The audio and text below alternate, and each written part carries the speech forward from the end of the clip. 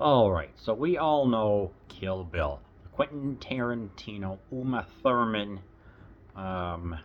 production that stars said amazing, beautiful, talented actress in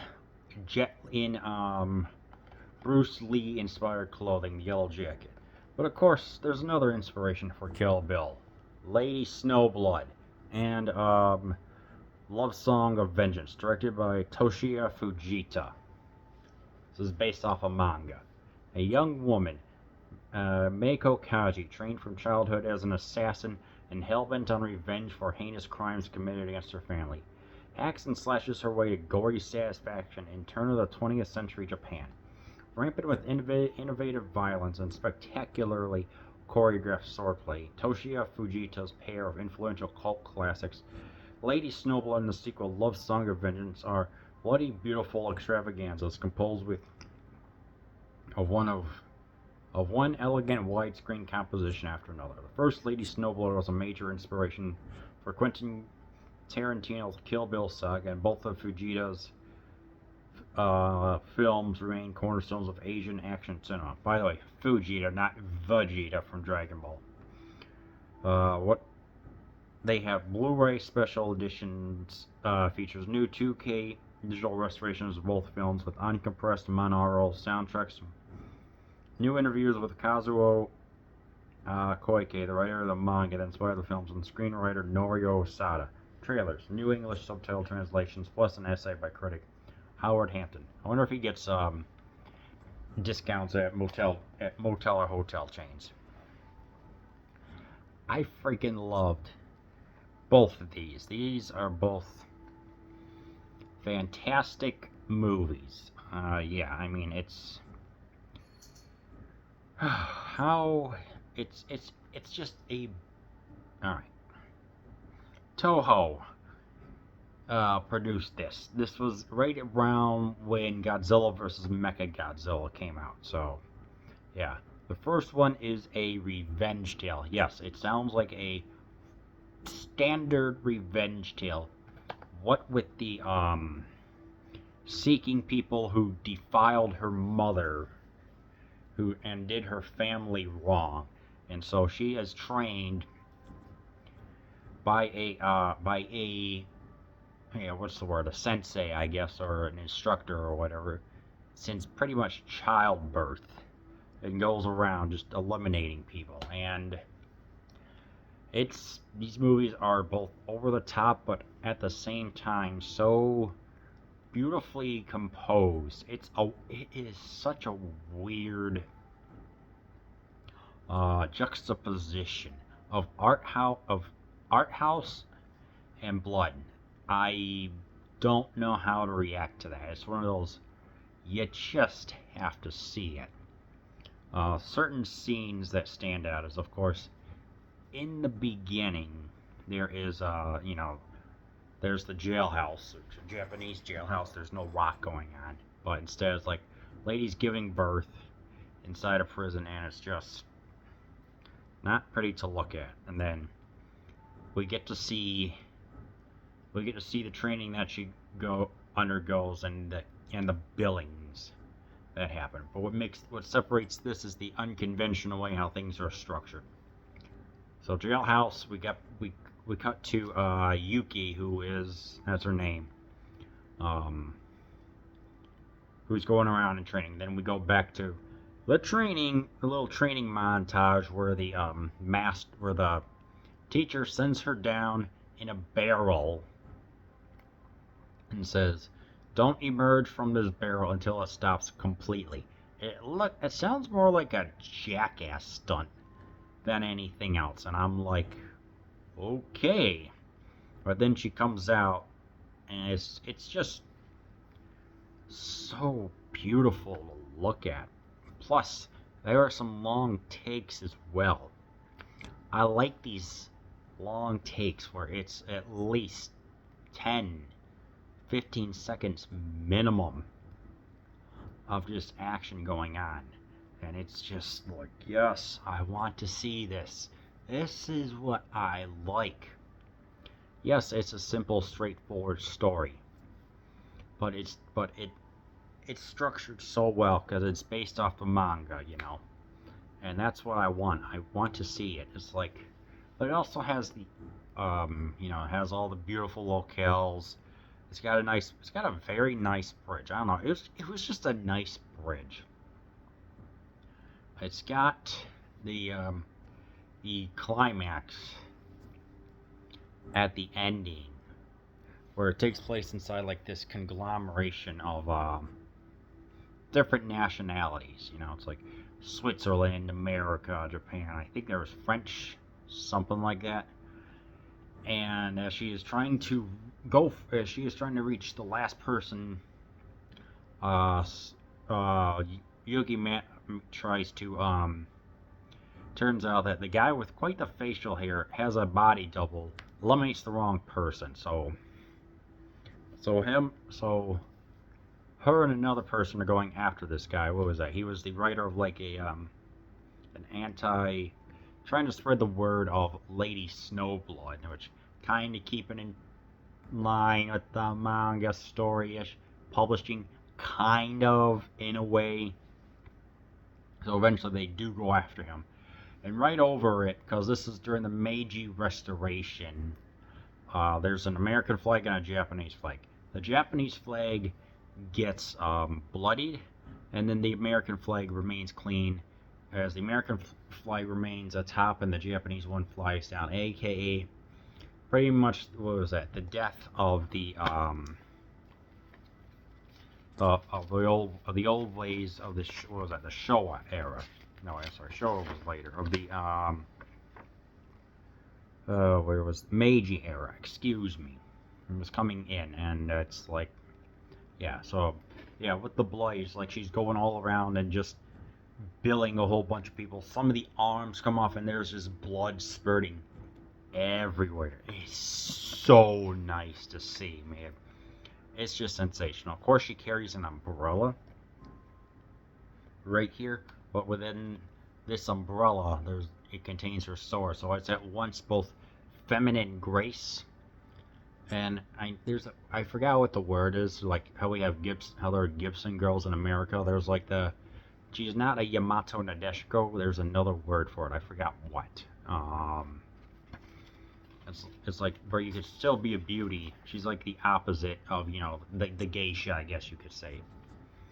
Yeah, particularly, yeah, during the training montage, and then in the middle when she's going after the first person, and then her story becomes well known. So I guess it's like an escalation of things going on. Yeah, I mean, there's also a guy who's dressed like Colonel Sanders. He's got a white suit. He's got a mustache. I'm like, he's a Japanese Colonel Sanders. Okay then. But yeah, it's a straightforward story, but when it's done really well, it's done really gosh darn well. The sequel, Love Song of Vengeance, continues, because we thought that our heroine was going to be, yeah, what was that? We thought that she was going to be eliminated, but she survives somehow. And there is, within the first 6 minutes, 2 sensational long takes. These are like, easily a minute 50 apiece, all done in one take, where it's just she's just going around just billing a whole bunch of people, and I'm like, yes, I love this. You know, it's like she's going around, and it's like it's just coming like right at you the entire time, just like this, where she's just going around. It was amazing to see. I'm like, oh, I love this. And then there's another one where she's being pursued by a bunch of police, and you know, she's starting to where she's just going around eliminating everyone. Then ultimately she's just like, either I'm tired of this or I'm just outnumbered, and just ditches the sword and throws it in the ocean. But along at the same time, they're just going amongst the amazing, just the beach that they're on. I guess it's kind of ironic. It's like how they have like an amazing beach but there's a whole bunch of violence occurring upon it. It's just the juxtaposition. So eventually we discover it's like, hey, you have billed 37 different people. Your punishment of death, you will be lynched. Does the defendant have any words? No. She gets saved by someone who sort of looks like Tuxedo Mask from Sailor Moon. Anyway, like, hey, I'm this high-ranking kind of secret police person. Follow this guy for a month and see what's going on. He seems to be an anarchist, and it turns out, yes, he is an anarchist, but he's also planning on taking down the over-the-top government that was indeed going on around this time. It was kind of like, I guess, what was that? The ending of the samurai. What was that? The Meiji Restoration. I don't remember it off the top of my head because it's 12:52 a.m. and I'm getting a little sleepy. So, yeah, I think so. It's like this one, the second one, the vengeance part. It's like, what is the vengeance? Well, she eventually meets a guy with a mustache, the guy that she's supposed to be following because she becomes a maid. And it's like, yeah, it's like I'm the anarchist and I'm also a little lewd, but whatever, that's irrelevant. Yeah, it quickly just escalates into a period piece. I'm not the biggest fan of Japanese period pieces. I'm maybe more of a samurai and kaiju and tokusatsu guy. So it's like, I don't know. It's like it's a good blending of things going on. So it's like the guy with the mustache gets captured and he just gets brutalized because they visit a graveyard that's got like traitors and stuff like that, and it's just absolutely this is not a pretty movie. It's like there's like politics, period piece, and billings going on. It's like, yes, she does do some billings, but at the same time she's recovering from getting shot. So it's like it all works together perfectly, but there are times where I just sat back and I'm like, okay, this isn't for me. I can easily say that. I'll admit, like, I guess one is similar is when I watched the Daimajin. Yes, it's a kaiju movie. There's also this brutal dictator that's going on, and it's a slow burn, and it takes a while for things to happen. So it's one of those. It's like, it's take of it what you will. I just like saying exactly what's going on and what for you to expect. Yeah, but certain scenes, like, it's like, then we get another long take that's in about, I don't know, 50 minutes or so, where this guy is running away. Good camera work. Really, just, it's so dynamic and works so well. I was surprised and I enjoyed that. I'm like, yes, please, more of this. It's like, okay, let's get the top secret police schmuck. And we get another police person who has a mustache and an eye patch, and it's like, I don't know. It's like, I liked some of the conversations, but then other parts I didn't like it. It's one of those things that it's totally consistent all over, but I'm just not used to certain Japanese period pieces. So it's like, maybe I'll just get more into it. I don't know. But yeah, eventually, it's like all these, because, they want to eradicate these slums. And they do, they burn some of it down, but ultimately, because there's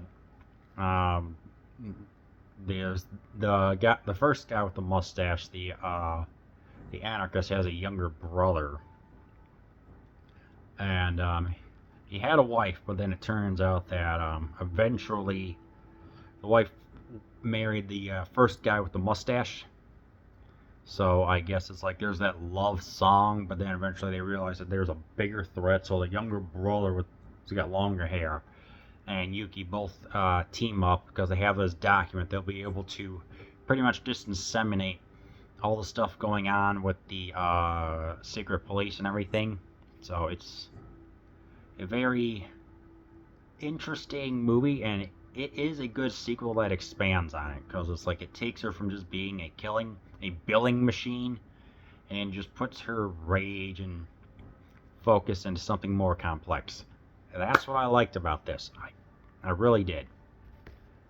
Obviously, Bill was a major influence. Before the opening credits of the Toshiya Fujita's Lady Snowblood role, a restive camera prowls the corridor of a woman's penitentiary once upon a winter's night.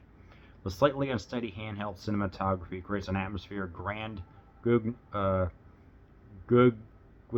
fused with documentary rawness, immersive yet detached. I think Guignol is a French puppet, if I'm not mistaken. A baby's first cries break the silence of a series of captions tell us the time, Meiji 7, 1874, the 7th year of Japan's turbulent Meiji era, and places Tokyo prison, Hachioji Bank, Kanagawa Prefecture. Snowstorm rages outside. Yuki means snow. Inside, the baby, attended only by red-robed inmates, is passed along to the sweat-draped new mother's side. Agonized, breathing heavily, she looks at the infant in horror and mournfully cries, "Yuki, as long as your life carrying on my vendetta, my poor child, you are an Ashura demon." Stray snowflakes fall on the babies. The camera pans up. The lady to the barred windows. The blizzard beyond. The snow turns red as the title "Lady Snowblood" flashes off on screen. And the name. Further entering.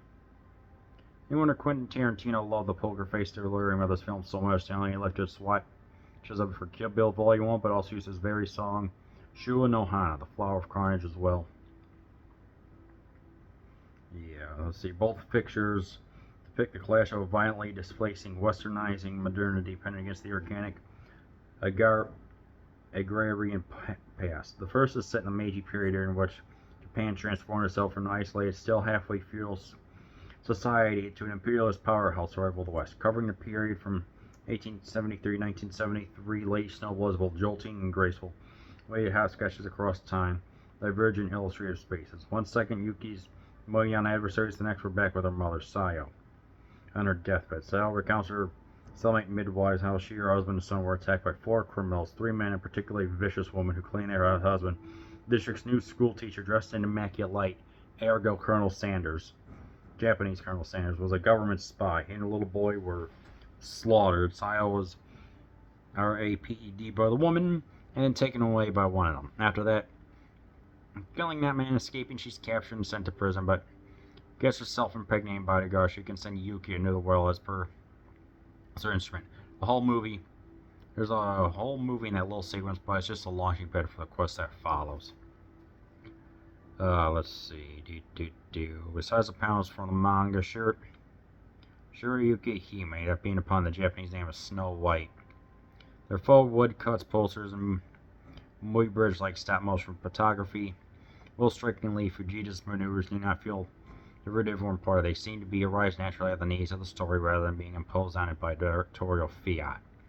Visual diversity didn't come out of a cultural vacuum, but awareness of trailblazers like John Luke Goddard, Nagisa Oshima, and most subtle, but perhaps crucially, Elaine Resnius is not the same as homage. So,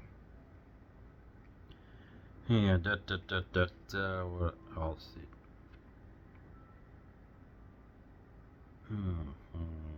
Anything about Kill Bill in here? No.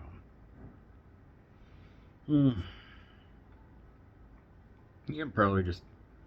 Her image was well established when let's see. So yeah. Also, she was in Meiji. Yeah, what was her name? Was also in the movies Female Prisoner, Female Convict Scorpion, Female Prisoner Scorpion, or something like that, which I'm guessing is kind of the same. Yeah, it's really pretty gosh darn good.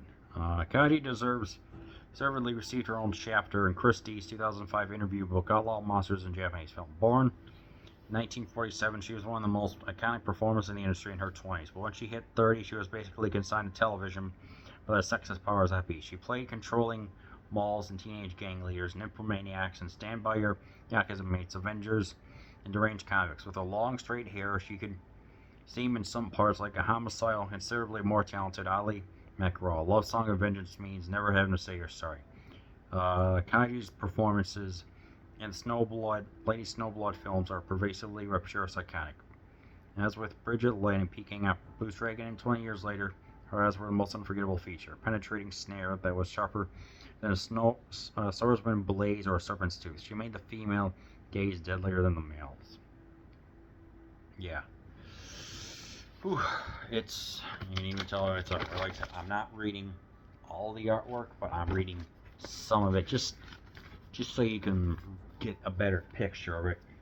So, yeah, obviously, it's like 30 years. She was also a singer. Kuja she was also a singer. It's like, she pretty much just, Meiko was also a singer and stuff like that. Sang some of her songs for the movies. For 30 years, didn't compose anything. Kill Bill gets released, and because of the popularity, she started releasing some songs. Still releasing music to this day, if I'm not mistaken. So yeah. Holy smokes, that is quite a review. So yeah, yes. So which one do I like more? Lady Snowblood is the first one. Definitely definitely one I would watch again. Love Song of Vengeance is the political one. Watch it just to complete the duology, but just keeping track of what I mind. But yeah, both are supremely recommended.